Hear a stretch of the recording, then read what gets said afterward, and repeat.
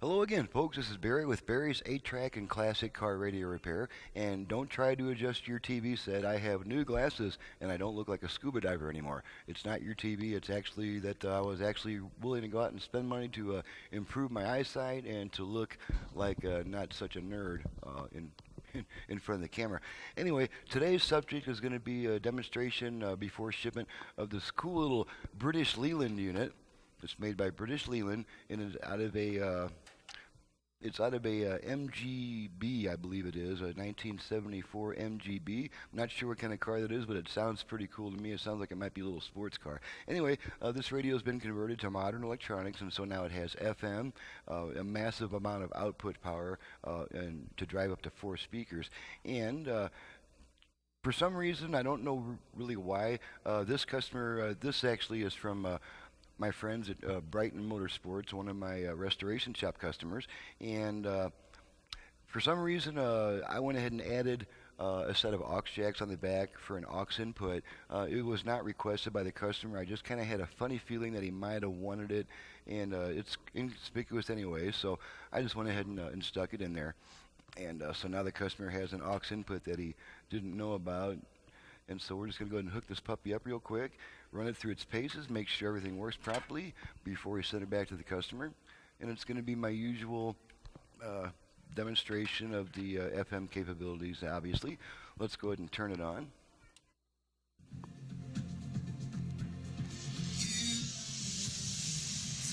And I'm just going to go ahead and run through. I have not preset the FM push buttons. We're going to go ahead and run it all the way across the dial, and just to kind of see how many FM stations we pick up, make sure everything's working in that regard.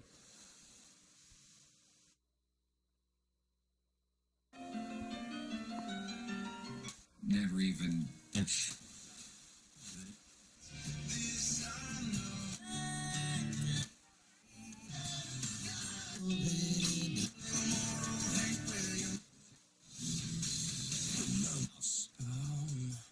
Most vehicles, civilians. Young kids. Okay, that's about 12 so far. And again, leaving factory incentives.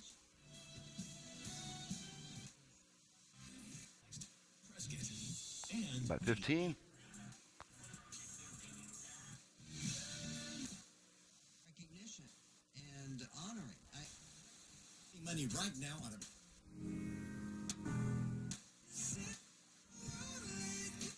One of them. Congratulations! And Marty Robbins is meant.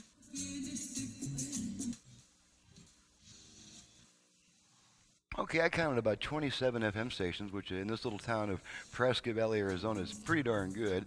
Let's go ahead and test the virtual balance and fader control. Since this was originally an AM-only radio, naturally there is no balance or fader control, but now we have it in the form of the tone control. We're going to activate the virtual front-rear fader by giving the tone control 2 quick turns to the right. And of course we want to back off that control so we've got room to rotate it in either direction to activate these special functions. So twice to the right to activate the front rear fader. Here we go. Okay, there's our 4 beeps letting us know that the function is activating. And now we'll bring our output level meters in the picture so we can see the effect that it's having.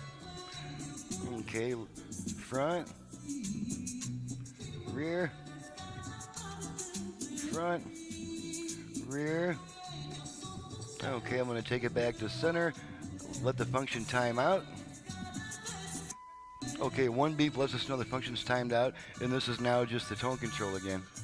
Okay, now we're going to activate the left-right balance control. Same procedure, except we rotated twice to the left this time. So here we go.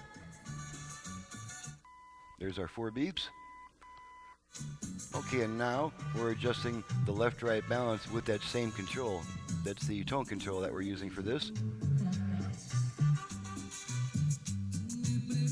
Okay, take it back to center. Let the function time out.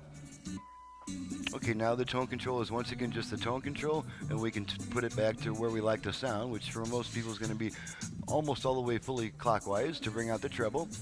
All right, now we're going to switch bands, and to do that on this type of radio, we turn it off and then right back on within about half a second. So we go off, on.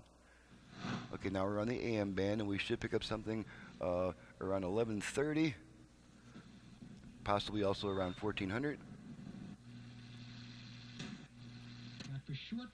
Okay, there's our 1400 station. Let's go ahead and bring our unit back in the foreground. There's another one, and we should also pick up one at about 1130, which is our strong station in this area.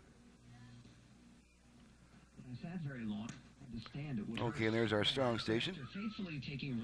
Okay, so what I'm going to do now, and I'm going to turn it off, and I'm going to leave it off for several seconds to simulate going into the grocery store, picking up a gallon of milk, coming back out, and turning the radio back on, and it stays on the function you were last using. But if we turn it off and then right back on within about half a second, then it switches bands, and now we're on FM.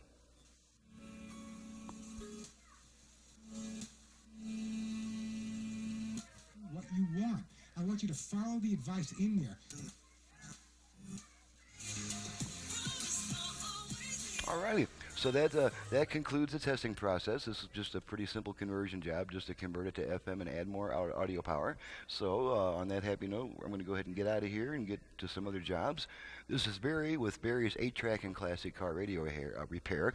If you have an 8-track unit either for home use or for car use in need of service, you can reach me directly at 928-533-9666. And needless to say, if you have a classic car AM radio you would like to add FM to, with the possibilities also of Bluetooth, USB, line input, and all that stuff, even if the radio is currently AM FM, there are some more features I can add to it to bring it into the modern age. Thank you very much for watching and listening. My website is in the description below, and we will see you next time. Having fun, driving my classic ride. Got a Mustang, buddy, it's a 69, but she ain't sounding so fine. Driving this car, I can't hear the guitar, and all my tapes run slow too. Radio smoking, 8-track deck's broken. What can I do? Send it to 8-track repair center. 8-track repair center. 8-track repair center.com.